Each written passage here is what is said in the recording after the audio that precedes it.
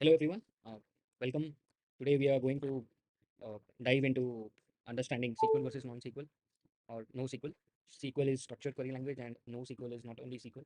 So these two are the known terms in the market. So we'll dive deep into uh, these concepts, what is SQL and NoSQL and what is the difference between them. So first, before that, we'll just try to understand the types of data that we actually deal every day. So the types of data that we have is structured data, semi-structured data and unstructured data. So when I say a structured data, so it has a predefined schema, say employee table. Okay, so employee table would have some predefined attributes like employee name, number. So it's like a organized data. It's a fixed schema. You could say it's a fixed schema.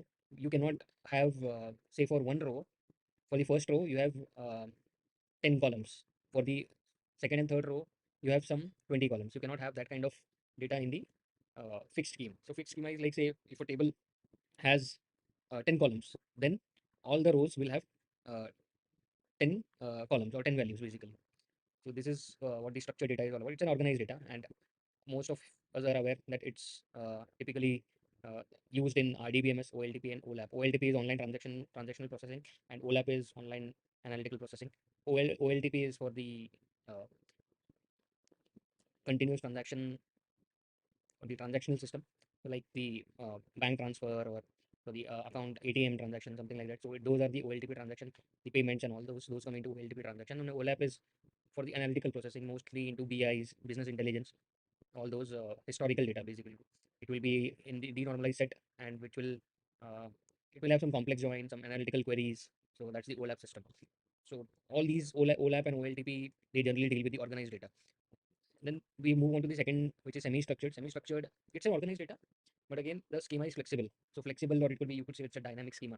Why dynamic schema? Because say, take an example of JSON, because the examples of semi-structured is XML and JSON. So for one row, you can have 10 attributes. For the other row, you can have 20 attributes. For the third row, you may have 5 attributes. So that's the flexibility that the semi-structured data needs. For some particular entity set, for the entity, okay, it may need only 5 attributes. It may not need all the attributes. So there is that flexibility. That is why it needs a flexible schema. And the NoSQL databases or the non-RDBMS databases, they generally deal with the semi-structured data. And the unstructured data is the unorganized data, video files, media files, image files. So you could say those are the unstructured data. And there is no defined schema, nothing in that. And generally they are stored in file systems or data stores like S3. Moving on to the next important concept, ACID. So ACID compliant. So this is what we generally hear in databases. What is ACID? So this is a principle that every database needs to follow, especially the RDBMS. Okay. So first is atomicity. What is atomicity? Atomicity states that suppose if a transaction has started, okay, and it completes successfully, then it has succeeded. If a transaction has started and it failed in between, okay, so it failed.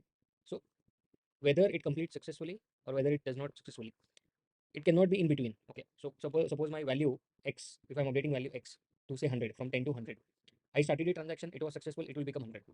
I started the transaction, it failed, it should be 10. So it is like all or nothing. It should come to the earlier side. We cannot have corrupt data. So that's the atomicity. So transaction, it completes successfully or it fails. Consistency. So consistency is database should be in the consistent state before or after the transaction. So the transaction can have, say, multiple set of queries, multiple DMLs which are getting executed on the same table or the different set of tables. So what consistency says is it should execute each and every query or the transaction set. Okay, so I started the transaction, I execute the first DML, second DML, third DML. Okay, and if there is a failure, okay, suppose if there is a failure, system failure, or there is a connection issue or network issue or whatever. Okay, so in that case, the transaction should roll back. It should, all the queries which were executed, it should go to the previous state. So that is consistency. And similarly, if the transaction completes, then all the data in all those queries and all those tables, it should be present. Okay, it should be present, all the committed data, all the updated data, you could say, insert, update, whatever we do, deletion. So that's the consistency. Isolation. So in a database, we are not the only users, and for a user, that won't be the only session, right? So there will be concurrent transactions or parallel transactions which are happening. So it shouldn't happen that one transaction blocks the another one, or the other one cannot execute, or it is in the know of the other. Okay, so a person A is executing its transaction, person B is executing its transaction. It should be like seamless. Uh, it should not, concurrent transaction should be possible basically. That's the whole idea of isolation.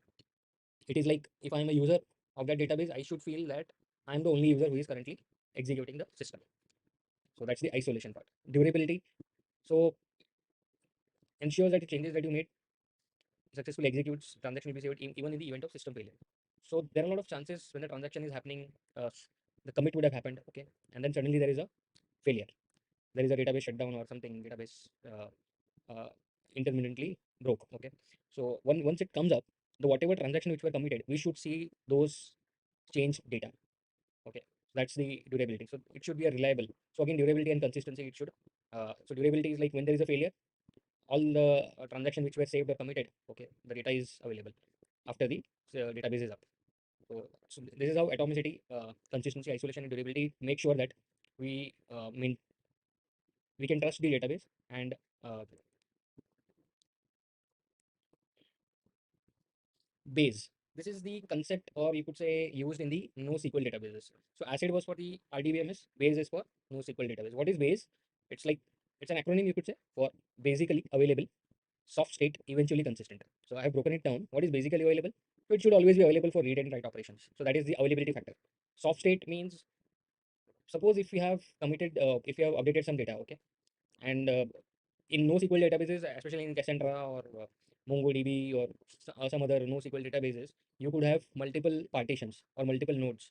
So what happens, in one of the nodes, the update goes, okay, and once that update goes to that particular node, it is not necessary the other nodes will immediately get that same updated data.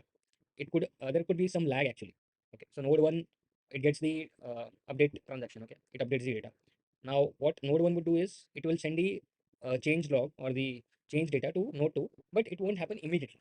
And at that point in time, suppose in another session I try to get the data, and it comes and it is executed from node 2, and node 2 might have the old data, because the third point, it will become eventually consistent, not immediately.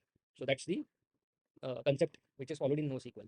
So it's a preferred use case. It is used where high performance, high performance matters over the consistency. We cannot use it in the banking transaction where there is some lag, and then because we are dealing with numbers, right? We cannot have uh, someone withdraws the amount, okay, it becomes 100 in one node, but it is 110 it is like 210 in the other node.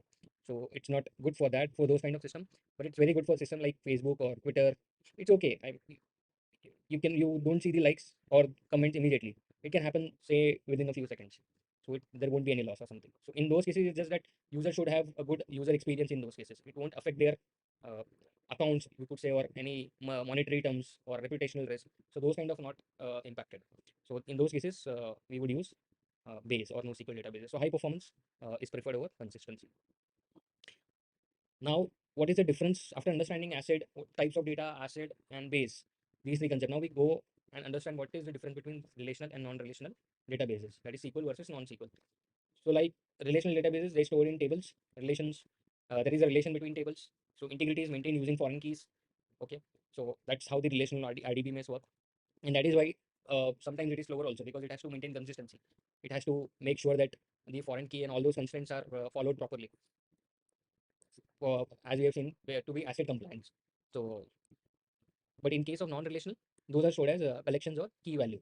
So, example would be like MongoDB or Cassandra. Cassandra uses key value.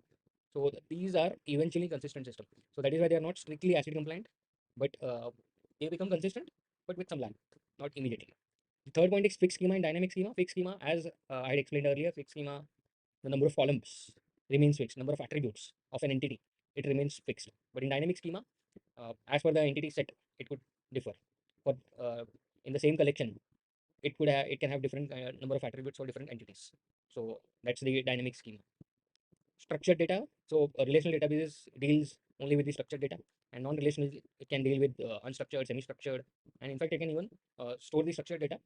So you can always have a fixed schema with the non-relational databases. It's just that the consistency could be a factor. So, and for relational databases, there is vertical scaling. So in relational databases, we do have horizontal scaling in terms of real application clusters or rack configurations, but still vertical scaling is, we increase the memory, we increase the CPU or those kind of hardware changes of the server. So that is vertical scaling. And in case of non-relational databases, you would add another node. You would basically add new server or for data replication and all those purposes. So that is horizontal scaling. So this is it from the relational and non-relational difference between the SQL and non-SQL databases. Thank you and have a good day.